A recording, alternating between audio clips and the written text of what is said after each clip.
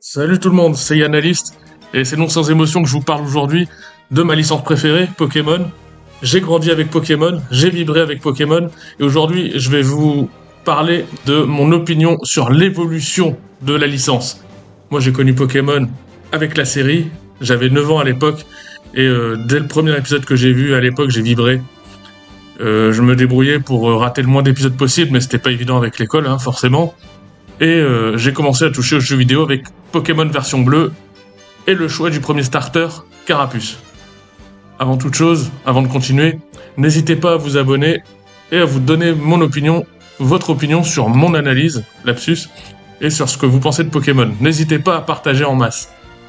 Donc, à l'issue de mon premier show de Pokémon sur Carapuce, j'ai passé une excellente expérience avec Pokémon Bleu, puis Pokémon Or, Cristal, avec Kaiminus, Ruby avec Gobu, tout allait super bien. J'ai kiffé, Diamant et Perle, superbe. Bien que le système de combat soit un peu lent, mais à l'époque je n'en avais cure, hein, comme dirait l'autre.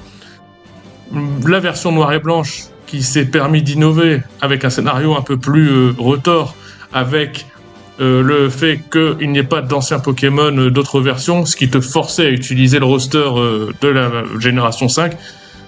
Apparemment, le noir et blanc a été moins populaire, en tout cas en termes de vente, mais pour moi, c'est peut-être une des meilleures versions, si ce n'est la meilleure. Non, en vrai, pour moi, la meilleure, c'est Or et Argent, hein, indétrônable. Mais c'est vrai que Noir et Blanc, c'était quelque chose, et Noir et Blanc 2, c'était le pinacle. Et je trouve que, depuis Pokémon X et Y, le niveau de difficulté, il a chuté. Alors, certains diront que nous ne sommes plus des enfants, nous connaissons les mécaniques.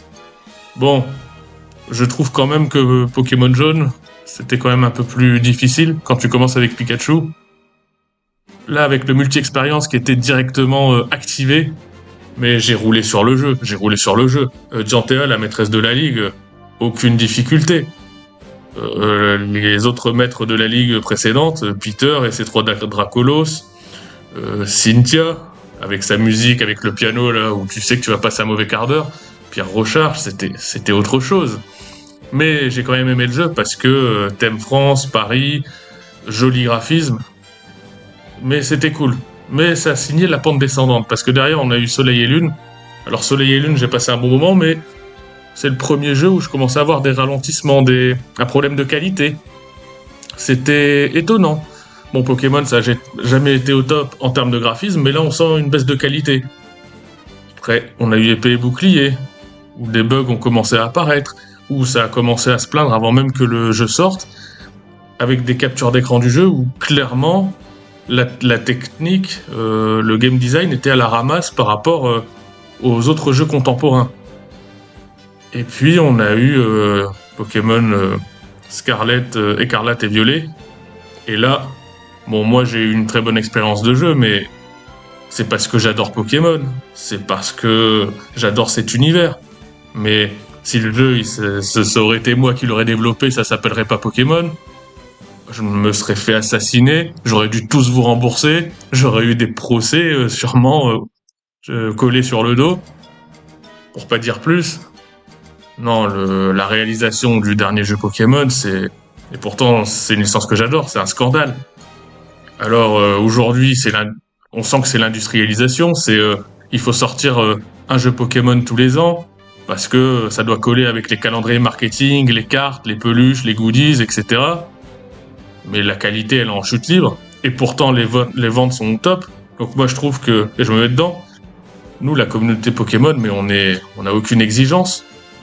On nous donnerait vraiment c'est déjà ce qu'on fait finalement, mais on nous donnerait des excréments humains qu'on les mangerait juste parce que c'est Pokémon, malheureusement.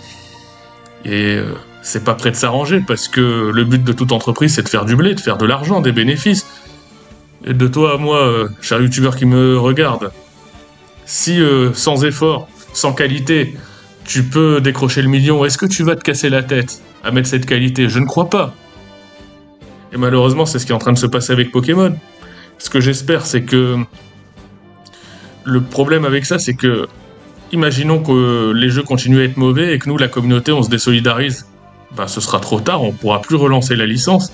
Donc Pokémon peut mourir bêtement comme ça parce que, à force de faire de la qualité plus que médiocre, ben nous, les fans, on va s'éloigner. En plus, je pense que la grosse base fan de Pokémon, c'est ma génération et la génération légèrement au-dessus.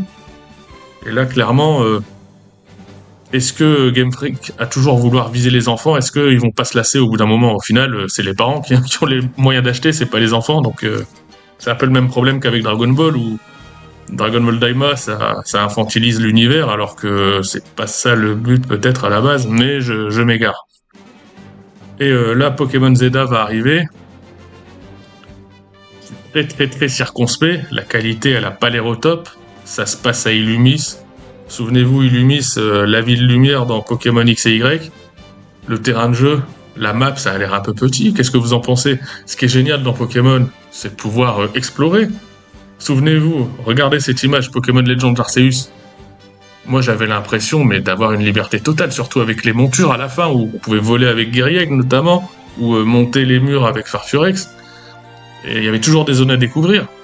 Même si les zones étaient limitées, mais on avait l'impression d'être libre. Là, dans Illumis, il y a des petites zones où on peut attraper des Pokémon. On va rester là, on va rester dans la ville. Ben, est-ce qu'on va être si libre que ça? Est-ce qu'on va découvrir? Quelle sera la durée de vie du jeu? Il n'y a pas d'arène. Est-ce que le jeu va se finir en 3 heures? C'est ma crainte.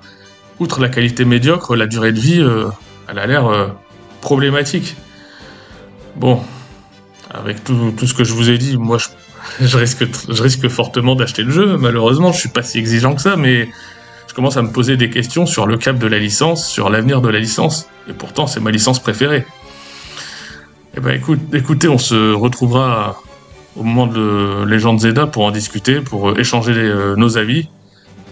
Et soit dit en passant aussi, j'ai commencé aussi à lire le manga Pokémon que je trouve excellent. Pokémon la grande aventure, où notamment la première partie où la Team Rocket est plus qu'implantée dans la région, où les teams ennemis, c'est pas des teams guignolesques comme dans la série, ils font du trafic de Pokémon, des enlèvements d'humains, donc c'est quand même c'est de la vraie mafia, de la vraie de vraie. Donc la série Pokémon, l'animé, pas l'animé, le manga, je vous le conseille fortement. C'est excellent et ça vous donne une autre vision de la licence. Eh bien, c'est tout pour aujourd'hui, c'est tout pour cette analyse. Et je vous dis à très bientôt pour une prochaine analyse. Je ne sais pas encore sur quel manga, mais d'ici là, portez-vous bien et abonnez-vous. À très bientôt.